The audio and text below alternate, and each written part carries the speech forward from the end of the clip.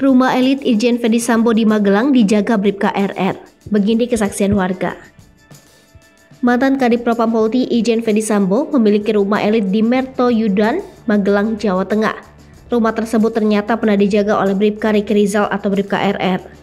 Irjen Ferdy Sambo dan Bribka RR telah ditetapkan sebagai tersangka kasus dugaan pembunuhan berencana Brigadir J. Warga berinisial G mengatakan, selama ini jika kompleks perumahan Cempaka Residen mengadakan kegiatan atau acara maka, Bribka RR lah yang datang mewakilkan pemilik rumah yakni Ferdy Sambo. Namun, dirinya tidak bisa memastikan ada berapa orang yang menjaga rumah milik tersangka Irjen Ferdy Sambo. Sempat jalin komunikasi dengan Bribka RR sebelum kejadian pembunuhan.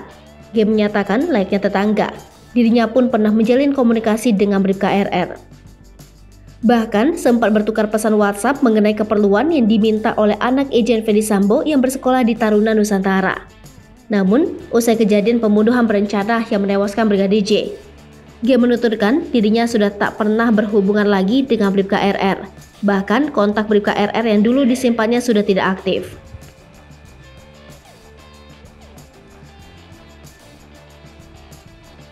Hai pemirsa Sri Popo TV, jangan lupa komen, like, dan subscribe, serta tonton terus berita-berita terupdate lainnya ya.